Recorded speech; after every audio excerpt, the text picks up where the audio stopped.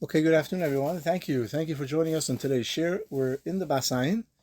We're going to begin the piece that starts with V'haya Hadam Lochem Lo'is Alabatim. And the dam should be a sign for you on your houses. This is a small but very deep and powerful piece, and I was contemplating whether or not we should learn it due to the fact that it's a short piece, but I feel that I got chizuk, I got his encouragement, his iris from this piece, and I think that it's good for us to look at this piece as it teaches us a few different ideas in the service of HaKadosh Baruch Hu. Befrat, we took upon ourselves as a shir to learn every week from the Ayin, so this is a good piece to think about. It's short, it's sweet, there's a few ideas that we're going to point out, and I believe that it will be a chizik for all of us. So before we begin, as we do every week, we want to thank our sponsor, the Dvar Torah Foundation, for making this shir available, and for all the shiurim that they put out. We want to thank them, and with a bracha that they should continue to be marbe Torah b'Yisrael. So the piece begins that HaKadosh Baruch Hu tells Moshe Rabbeinu that Klal Yisrael should take from the dam of the Korban Pesach and put it on the posts as a sign that the malachim that are coming, the malachi Chabala that are coming to kill the Bechor of Mitzrayim, should know whose house is part of Klal Yisrael and whose is not. As we've mentioned and we've learned already numerous times, the Bas Ayin takes every pasuk, especially the ones that he brought down in his sefer, as a guide, as a lesson, how to improve avodas Hashem, how to improve our avodah in Yiddishkeit. Not just beautiful chidushim, which he has many times, but in many cases, as we're going to see over here, practical ideas that we could use in Olam HaMaisa, in this world, each and every one, obviously, kefi yecholtoi, according to their level, but practical ideas that we could use to improve avodas Hashem. And this pasuk is no different. Now, on a very pashut pshat, like we explained, the dam was to put on the doorpost as a sign. The Bas Ayin is going to teach us that the dam is a remez to another method in avodas Hashem. That's a sign for us to know who HaKadosh Baruch Hu is. Dihine, tzarech adam lias bebechinas dimama. Right, it's a play on the words of dam. That a person should always be in a situation of stillness, of quiet, of contemplation, a very small voice, like we say on Rosh Hashanah, kol dimama daka, before he speaks. This is also brought down in Sefer Malachim, that there was a quiet sound before the Nevuah of Eliyahu Navi. For what purpose is this? Da koidim kol davar davar, dahainu. For example, kishiyipol b'machshava ledaber. When an idea comes into your head to speak, right? All of a sudden you're having a conversation with somebody and an idea comes in your head as you're talking and conversing with him. You're going back and forth in a certain topic and a certain idea in business and in divrei kedusha, and an idea comes to your head.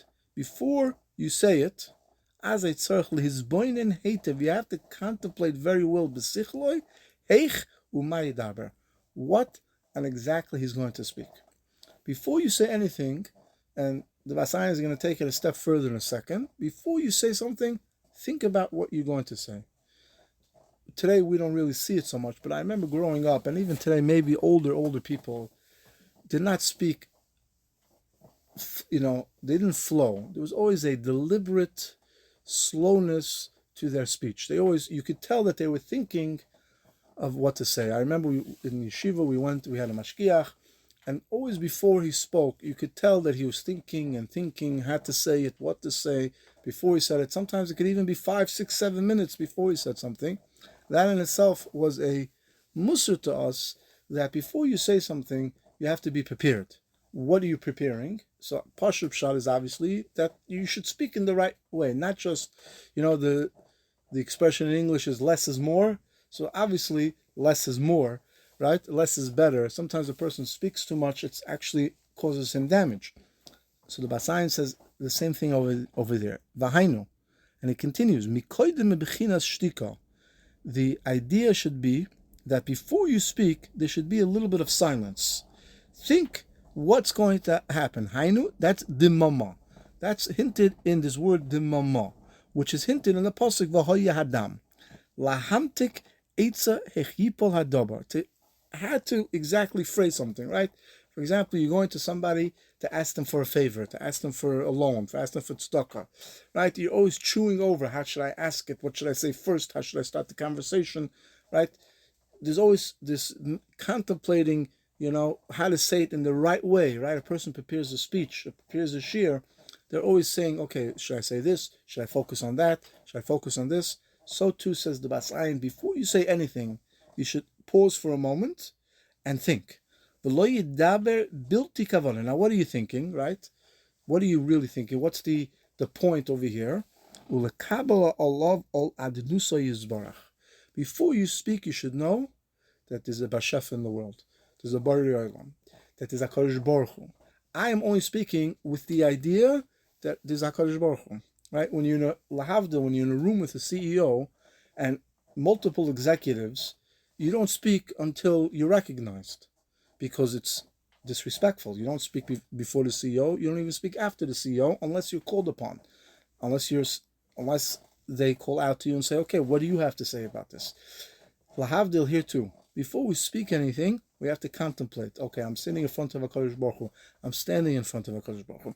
Kadosh Baruch Hu is the Bari Olam. I'm only speaking with the understanding that there's a Bashafa and there's adnus in the world. Then va'acha kachidavar. Lekabel betchila ol adnus. First, you have to speak ol adnus. Kimerumas. Where's their hint? Before we speak in Shemon Esrei, right? The real private conversation between us and HaKadosh Baruch Hu. What's the first thing we say? Hashem adnus aleph dalet nud yud. Then we say Sfasai Tiftach. Adnus, I understand, I'm a kabbalah on myself, that you are the Bari Olam, that you are Adon HaKol. Now I could speak. Right? There's always a musik that before you speak, before you say Daven Shemon Esrei, whether it's Shachris, Mincha, or Ma'ariv, you should stop for a moment. All the Bali Musar and all the Bali Avodah say, for 5 seconds, say, I'm about to speak to HaKadosh Baruch Hu, the Bari Olam, the one who could do whatever I need to do, the one who can answer to my tefillos, the one who is the creator of the world. When you say that, your entire Shemon Esrei changes. And it takes 3 seconds. That is the idea. We're asking permission. Hashem, sefasai tiftach. Open up my lips. Why? Why do we have to ask Hashem? The answer is that you can't speak until you're recognized. In Yiddishkeit, the way you recognize is you mekabel and you acknowledge that there's a Bari Olam. That's hinted in the tefillah that we say before we start Shemon Esrei, before this private conversation that we want to speak to Hashem. We can't just speak to Hashem. We have to be called upon.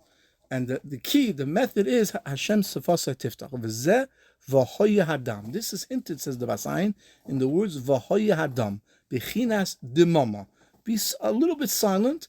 Lochem. That should be for you. La'ois. As a sign, as an ois al habatim. Now, I think we spoke about this last week, the week before. In Kabbalah, every letter is called a bias. Right? This is brought down in Sefer Bahir. It's brought down in other Sefer Kabbalah.